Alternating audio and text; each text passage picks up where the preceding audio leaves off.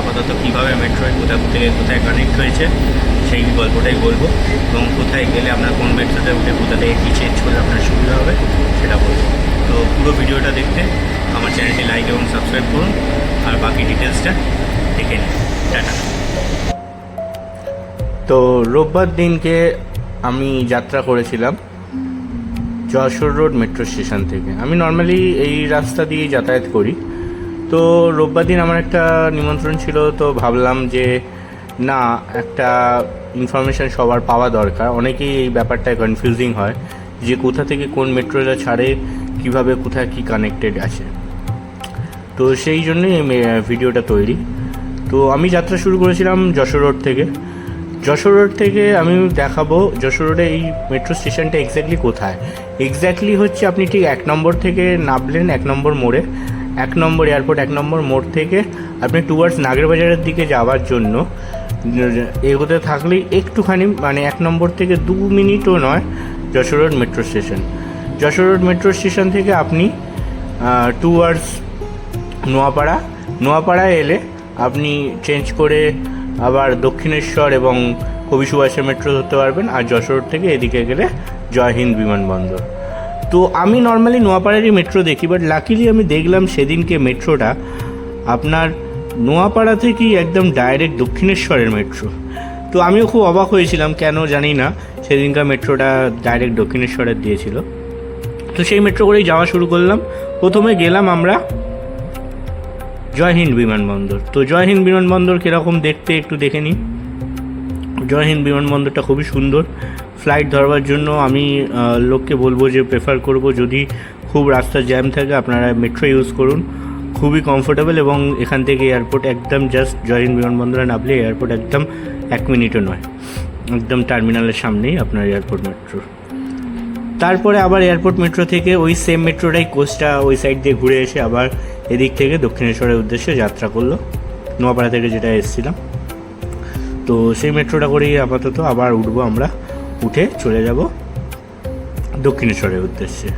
তো যাওয়ার পথে পড়বে যশোর রোড, এদিক থেকে এয়ারপোর্টের বিমানবন্দর, জয় হিন্দ বিমানবন্দর, তারপরে যশোর রোড, তারপরে দমদম ক্যান্টনমেন্ট, তারপর নোয়াপাড়া। নর্মালি নোয়াপাড়ায় নেবে আবার ট্র্যাক চেঞ্জ করে অন্য সাইড থেকে আপনাদের কবি সুভাষ ও দক্ষিণেশ্বরের মেট্রো ধরতে হয়, কিন্তু এই মেট্রোটা ডাইরেক্টলি দক্ষিণেশ্বর যাচ্ছে, তো সুতরাং সেইভাবেই দাঁড়িয়েছিল। তো দক্ষিণেশ্বর গিয়ে আবার এই মেট্রোটাই ব্যাক করছে, কারণ দক্ষিণেশ্বরে লাস্ট।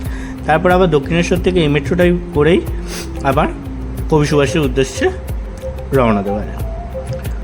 তো দক্ষিণেশ্বরের থেকে আবার আমরা উঠলাম, উঠে কবি সুভাষের উদ্দেশ্যে যাত্রা করলাম।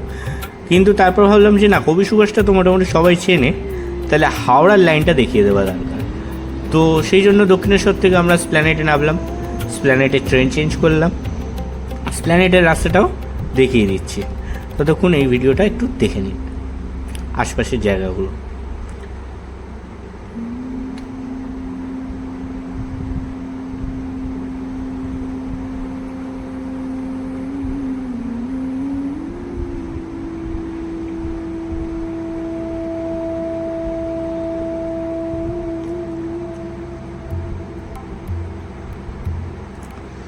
দেন দক্ষিণেশ্বর থেকে আবার সেম মেট্রোয় উঠে পড়লাম, উঠে চলে এলাম স্প্ল্যানেট থেকে হাওড়া। তো কিভাবে যাবে, কি আছে, কিভাবে রুট, সেটা ডিটেলসে বলছি। এবার দক্ষিণেশ্বর থেকে যাত্রা শুরু করলাম আমি।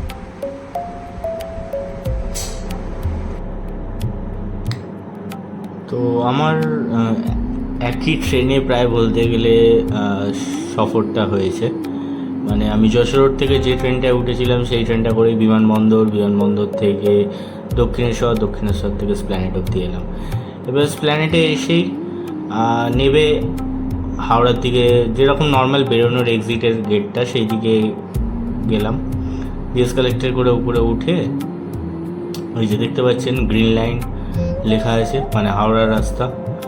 তো আস্তে আস্তে এসকালেটর করে উঠলাম, খুবই ভিড় ছিল। তো এই যে গ্রিন লাইনের দিকে আমরা এগোতে শুরু করলাম। আপনারাও আস্তে আস্তে এইভাবেই দেখবেন, প্রচুর মার্ক করা আছে, কোনো অসুবিধা নেই।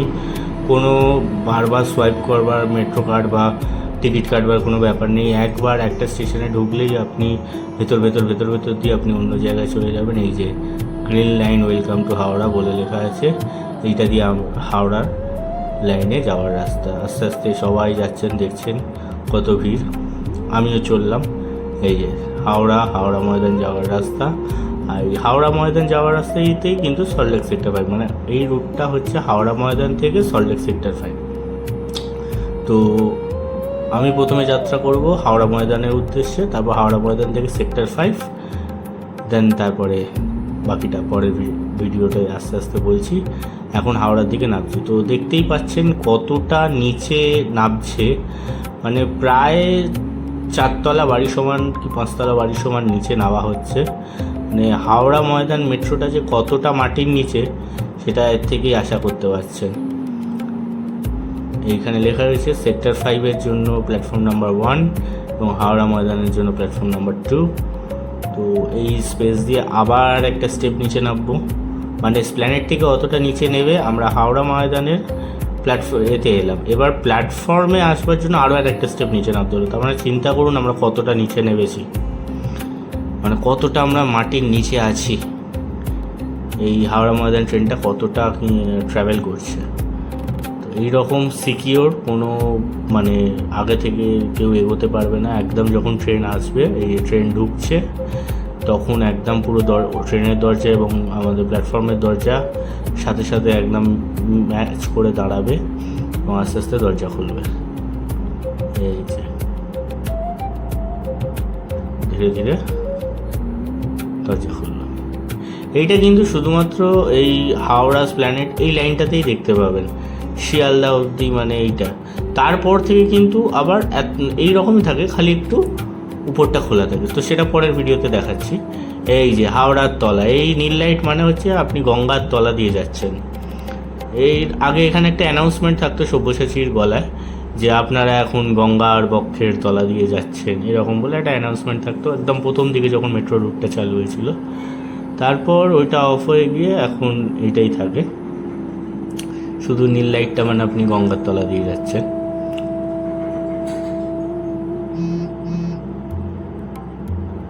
এই যে সেক্টর 5, করুণাময়, সেন্ট্রাল পার্ক, এইসব হয়ে হয়ে হাওড়া আসছে এদিক দিয়ে। এই হচ্ছে লাস্ট অন্তিম স্টেশন হাওড়া ময়দান। দেন হাওড়া ময়দান থেকে আবার এই ট্রেনটাতেই উঠবো, এই ট্রেনটা করেই যাব সল্টলেক সেক্টর 5। তো প্রায় বুঝতেই পারছেন আমরা একই ট্রেনেই পুরো সফরটা, মানে ওইদিকের লাইনেও একটা ট্রেনই কমপ্লিট করেছিলাম, এই ট্রেন লাইনেও এই ট্রেনটাতেই কমপ্লিট করছি। কারণ সেক্টর 5 থেকে আবার যখন ব্যাক করবো তখন এই ট্রেনটাতেই ফিরবো। তো সেই ভিডিওটা দেখলে পুরোটা বুঝতে পারবেন। তো দেন সেক্টর 5-এর উদ্দেশ্যে রওনা করলাম হাওড়া ময়দান থেকে। কতটা ভিড় বুঝতেই পারছেন।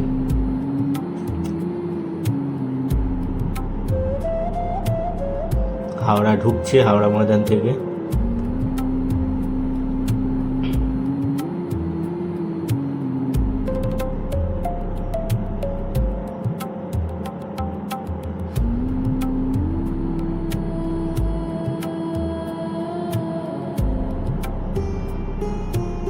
আস্তে আস্তে আস্তে আস্তে পৌঁছে গেলাম সেক্টর 5।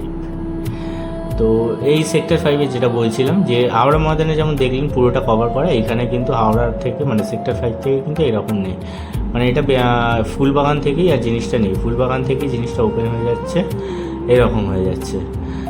তো তারপরে মানে ফুলবাগানের পরে স্টপেজটা থেকে এইরকম ওপেন, উপরটা ওপেন থাকছে, সামনেটা এরকম বন্ধ থাকছে। মেট্রো এলে তবেই গেটটা খোলা হয়। তো এক এক জায়গায় এক এক রকম ডিজাইনে করা হয়েছে। এরপর আবার আমরা নিচে নামবো, এই সাইড দিয়ে নিচে নামবো। এই মেট্রোটাই আবার ওদিক দিয়ে ঘুরে ওপারে আসবে, আমরা এখন নিচে নেবে ওপারে যাব। তো এই দেখছেন নিচে নামলাম, নর্মাল সিরিয়া ছিল, এসকালেটরও ছিল, নেবে রাস্তা চেঞ্জ করে এপারে চলে এলাম। এবং ওই যে মেট্রোটা ঘুরে আসছে এবারে, এই মেট্রোটা করে এবার যাব হচ্ছে ফুলবাগান। হ্যাঁ, কারণ ফুলবাগান থেকে আমার বাড়ি কাছে গিরিশ পার্ক, তো ফুলবাগান নেবে একটা অটো ধরবো, চলে যাবো গিরিশ পার্ক। তো এইখানেই ফুলবাগানের মেট্রোয় উঠলাম, মানে ওই মেট্রোটাই ঘুরে এলো সেক্টর 5 থেকে, ওই ফুলবাগানের উদ্দেশ্যে যাত্রা করলাম। দেন আশা করি মোটামুটি সকলকে বোঝাতে পেরেছি যে কোথা থেকে কিভাবে কি কানেক্ট করলে সুবিধা হবে। তো এই ভিডিওর ইনফরমেশানগুলো কেমন লাগলো, সবাই বুঝলে কি না, কোনো ডাউট থাকলে কমেন্ট করো অবশ্যই। আমি সেটা একদম যতটা পারবো ডিটেলসে গিয়ে বুঝিয়ে দেবো, ক্ল্যারিফিকেশান করে দেবো কোথা থেকে কীভাবে গেলে সুবিধে। তো ওভারঅল ভিডিওটা কেমন লাগলো অবশ্যই কমেন্টে জানাবেন, এবং আরও নতুন নতুন জায়গা, নতুন নতুন জিনিস, নতুন নতুন খাবারের খোঁজে আমার চ্যানেলটি অবশ্যই সাবস্ক্রাইব করুন এবং শেয়ার করুন, সকলের কাছে ছড়িয়ে দিন এবং আমার সাথে থাকুন, পাশে থাকুন। আজকের মতন এইটুকুনি, ধন্যবাদ, টাটা, ভালো থাকবেন সবাই।